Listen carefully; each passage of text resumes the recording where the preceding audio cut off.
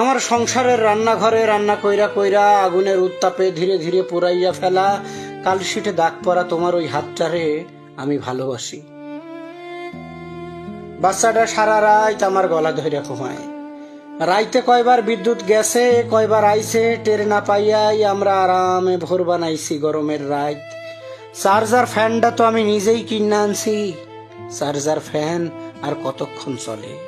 তোমার ওই রাইতে জায়গা থাকা কালি পরা চোখ আমি ভালোবাসি। পরিবারের পুরানা অ্যালবামে তোমার অনন্ত যৌবনা চেহারাটার দিকে আমি ধুম মাইরে তাকাইয়া থাকি, আর কই জানি হারাইয়া যাই। এত যে সুন্দর কইরা তুমি আলমারি গোছাও, তোমারে তো একদিন গোছাইলা না।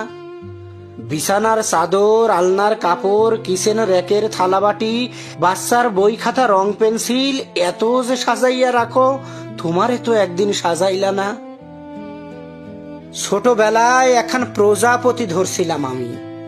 প্রজাপতির পাখার রং আমার হাতের আঙ্গুলগুলায় যখন লাইগা গেল, তখন আমি বুক ভরা মায়া নিয়ে তাকাইয়া দেখি প্রজাপতির পাখার রং আমার হাতটারে রাঙাইছে ঠিকই, কিন্তু ওর পাখাটা আর আগের মতো রঙিন নাই। বড় হইয়াও আমি এক প্রজাপতিই ধরলাম। ছোটকালে রাইতের বেলায় না বুঝা জোনাক পোকা ধইরা আমি ক্যামেরার দোকান থেকে চাইয়া নেওয়া হাইপোর সাদা কৌটায় ভইরা রাখতাম।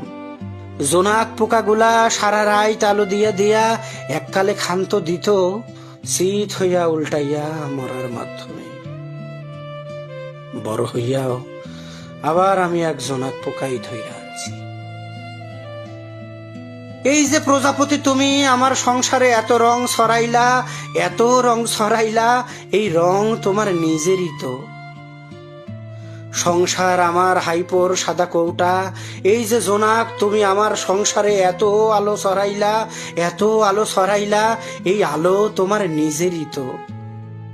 বিশ্বাস করো, আমি অনেক মায়া নিয়া তোমার মুখে তাকাই। আমি অনেক মায়া নিয়া তোমার মুখে তাকাই আর ভাবি, একটা মাত্র মশারির চারটা কোনা, একটা বউ একা একা কেমনে টানায়।